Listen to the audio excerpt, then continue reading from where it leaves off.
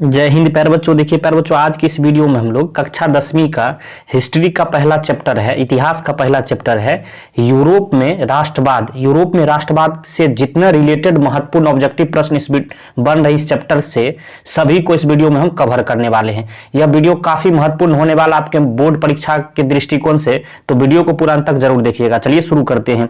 देखिए प्यारे बच्चों, सबसे पहला प्रश्न है, कह रहा है गैरीबाल्दी पेशे से क्या था। गैरीबाल्दी पेशे से क्या था प्यारे बच्चों?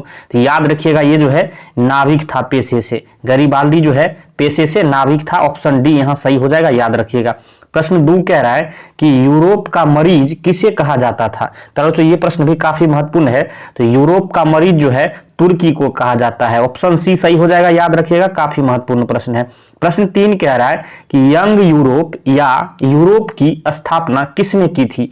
यंग यूरोप कहिए या फिर यूरोप कहिए, इसकी स्थापना किसने की थी प्यारे बच्चों? तो याद रखिएगा मैजनी ने जो है यंग यूरोप की स्थापना की थी या यूरोप की स्थापना की थी। ऑप्शन बी यहां सही हो जाएगा, याद रखिएगा। प्रश्न 4 कह रहा है किस युद्ध के बाद जर्मनी का एकीकरण पूरा हुआ। यह प्रश्न भी काफी महत्वपूर्ण है प्यारे बच्चों, बार बार आपसे पूछा जाएगा।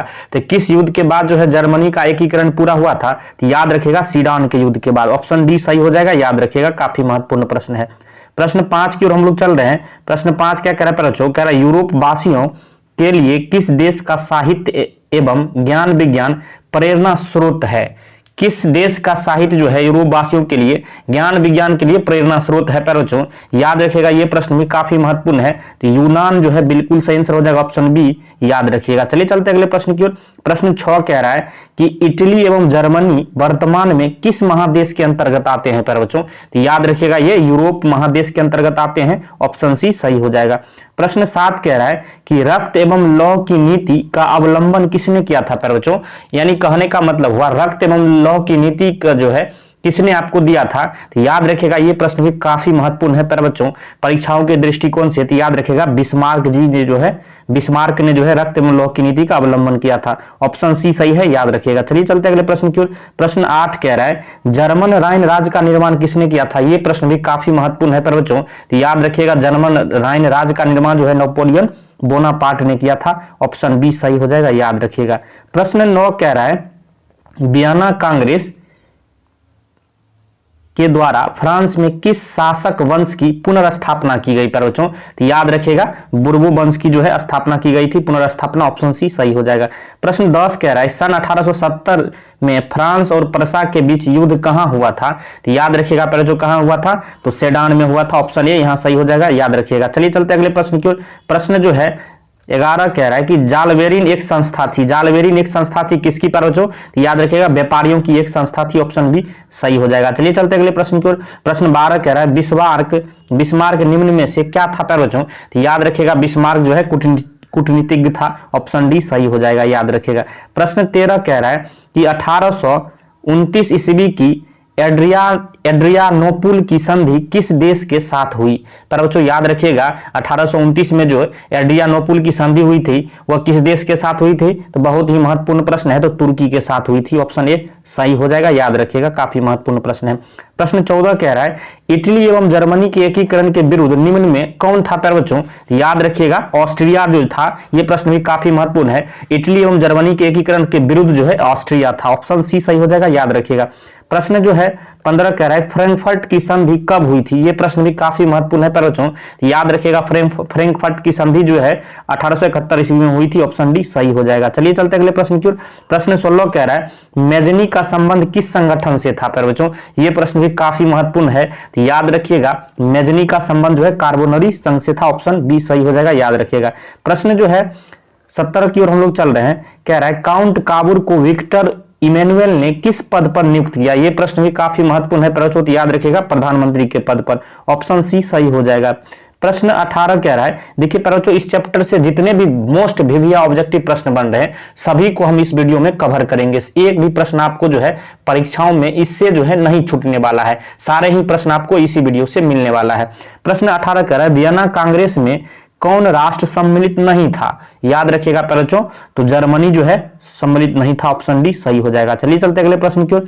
प्रश्न 19 कह रहा है वियना कांग्रेस में पवित्र संघ की योजना किसने प्रस्तुत की? पर बच्चों याद रखिएगा किसने प्रस्तुत की थी, तो रूस ने प्रस्तुत की थी। ऑप्शन ए यहां से सही हो जाएगा, याद रखिएगा। प्रश्न 20 कह रहा है यंग इटली का संस्थापक कौन था? पर बच्चों यंग इटली का संस्थापक कौन था? तो याद रखिएगा मैजनी था। ऑप्शन सी सही हो जाएगा, याद रखिएगा। ये प्रश्न भी काफी महत्वपूर्ण है। प्रश्न 21 कह रहा है कि नव गुएल्फ आंदोलन कहां हुआ था? पर बच्चों तो नव गुएल्फ आंदोलन कहां हुआ था? तो याद रखिएगा इटली में हुआ था नव गुएल्फ आंदोलन। ऑप्शन ए यहां सही हो जाएगा, याद रखिएगा। प्रश्न 22 कह रहा है कि चार्टिस्ट आंदोलन कहां संपन्न हुए? चार्टिस्ट आंदोलन कहां संपन्न हुए थे? पर बच्चों याद रखिएगा इंग्लैंड में जो है संपन्न हुए थे चार्टिस्ट आंदोलन। ऑप्शन डी यहां सही हो जाएगा, याद रखिएगा।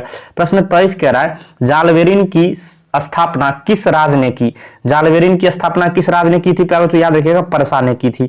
ऑप्शन ए यहां सही हो जाएगा, याद रखिएगा।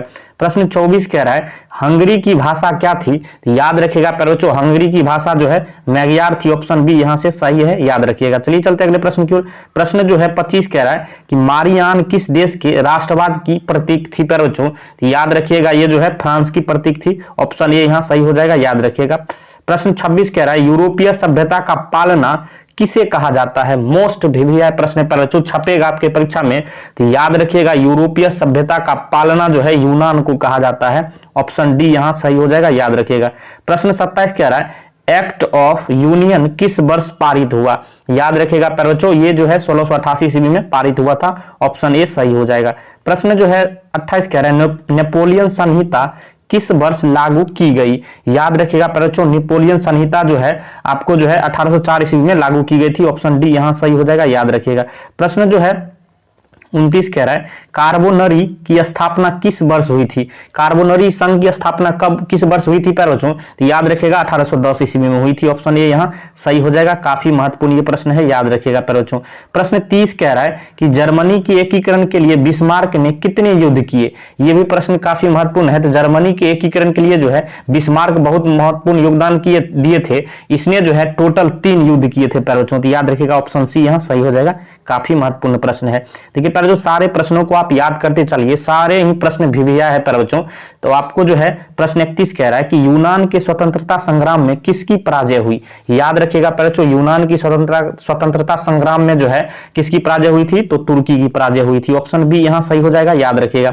प्रश्न जो है 32 कह रहा है 1789 की फ्रांसीसी क्रांति के समय वहां किस राजवंश का शासन था? बच्चों 1789 की फ्रांसीसी क्रांति हुई थी, तो वहां जो है किस राजवंश का शासन था? बच्चों तो याद सही आंसर क्या हो जाएगा बच्चों? तो बुर्बो वंश वहां जो है का शासन था। ऑप्शन सी सही हो जाएगा, याद रखिएगा। प्रश्न 33 की ओर हम लोग चल रहे हैं। क्या कह रहा है? कह रहा परसा का शासक कौन था? पर बच्चों तो याद रखिएगा विलियम प्रथम जो है परसा का शासक था। ऑप्शन डी सही हो जाएगा, याद रखिएगा। प्रश्न 34 कह रहा है मेटरनिख कौन था? पर बच्चों तो याद रखिएगा मेटरनिख जो है ऑस्ट्रिया का चांसलर था। ऑप्शन ए सही हो जाएगा। ये प्रश्न भी काफी महत्वपूर्ण है। प्रश्न 35 कह रहा है कि सेडाओ के युद्ध में किसकी पराजय हुई? बच्चों याद रखिएगा सेडाओ के युद्ध में जो है कि यहां जो है ऑस्ट्रिया की पराजय हुई थी। ऑप्शन सी सही हो जाएगा, याद रखिएगा। काफी महत्वपूर्ण ये प्रश्न है। प्रश्न 36 कह रहा है रक्त और लौह की नीति किसने अपनाई? ये प्रश्न मोस्ट वीवीआई प्रश्न पर जो छपेगा। रक्त और लौह की नीति जो है बिस्मार्क ने अपनाई थी। ऑप्शन ए यहां सही हो जाएगा, याद रखिएगा। काफी महत्वपूर्ण ये प्रश्न है। प्रश्न 37 कह रहा है प्रश्न 37 लाल कुर्ती की टुकड़ी का गठन किसने किया था? पर बच्चों गैरीबाल्डी ने किया था। ऑप्शन डी सही हो जाएगा, याद रखिएगा। चलिए चलते अगले प्रश्न की ओर। प्रश्न जो है 38 कह रहा है कि जर्मनी एवं इटली के एकीकरण के समय फ्रांस का शासक कौन था? पर बच्चों ये प्रश्न भी काफी महत्वपूर्ण है, तो याद रखिएगा नेपोलियन तृतीय जो है जर्मनी एवं इटली का एकीकरण हुआ था उसके समय जो है फ्रांस का शासक था। ऑप्शन बी सही हो जाएगा, याद रखिएगा। प्रश्न जो है 39 कह रहा है कि राष्ट्रवाद की अवधारणा का जन्म किस घटना से माना जाता है? राष्ट्रवाद की अवधारणा का जन्म जो है किस घटना से माना जाता है? पर बच्चों ये प्रश्न भी काफी महत्वपूर्ण है, तो याद रखिएगा पुनर्जागरण की घटना से। ऑप्शन ए यहां सही हो जाएगा, याद रखिएगा। काफी महत्वपूर्ण प्रश्न है। प्रश्न 40 कह रहा है कि सार्डिनिया पिडमाउंट का शासक कौन था? याद रखिएगा बच्चों इसका सही आंसर क्या हो जाएगा? तो ये जो है विक्टर इमैनुअल था। सार्डिनिया पिडमाउंट का शासक विक्टर इमैनुअल था। ऑप्शन सी सही हो जाएगा, याद रखिएगा। प्रश्न जो है 41 कह रहा है कि किस संधि द्वारा स्वतंत्र यूनान राष्ट्र की स्थापना हुई थी? पर बच्चों याद रखिएगा कि संधि के द्वारा, तो कुस्तुनतुनिया की संधि के द्वारा जो है स्वतंत्र यूनान राष्ट्र की स्थापना हुई थी। ऑप्शन बी सही हो जाएगा, याद रखिएगा। प्रश्न 42 कह रहा है किस संधि द्वारा जर्मनी का एकीकरण पूरा हुआ? यह प्रश्न भी काफी महत्वपूर्ण है पर बच्चों, तो याद रखिएगा फ्रैंकफर्ट की संधि के द्वारा जो है जर्मनी का एकीकरण पूरा हुआ। ऑप्शन डी सही हो जाएगा, याद रखिएगा, काफी महत्वपूर्ण प्रश्न है। प्रश्न 43 कह रहा है युवा इटली संस्था का विकास किसने किया? पर बच्चों, तो याद रखिएगा मेजनी ने किया था। ऑप्शन ए यहां सही हो जाएगा, याद रखिएगा। प्रश्न जो है 44 कह रहा है कि नेपोलियन ने जर्मनी में किस संघ की स्थापना की? पर बच्चों ये प्रश्न भी काफी महत्वपूर्ण है। तो नेपोलियन ने जो है जर्मनी में किस संघ की स्थापना की थी? तो याद रखिएगा राइन संघ की स्थापना की थी। ऑप्शन सी सही हो जाएगा, याद रखिएगा। देखिए पर बच्चों इस चैप्टर से रिलेटेड जितने भी ऑब्जेक्टिव प्रश्न बन रहे थे सभी को हम इस वीडियो में बहुत ही बेहतरीन लेवल से, बहुत ही आसानी से आपको पूरा करा दिया है। यकीन मानिए अगर आप पूरा वीडियो देख लेते हैं तो इस चैप्टर से आपको एक भी प्रश्न नहीं वाला है। वीडियो पसंद आया हो तो लाइक करिएगा, चैनल पर नए हैं सब्सक्राइब कर लीजिए, क्योंकि इस तरह का महत्वपूर्ण वीडियो आपको हमेशा मिलता रहेगा। वीडियो देखने के लिए धन्यवाद, मिलते हैं नेक्स्ट वीडियो में, तब तक के लिए जय हिंद जय भारत।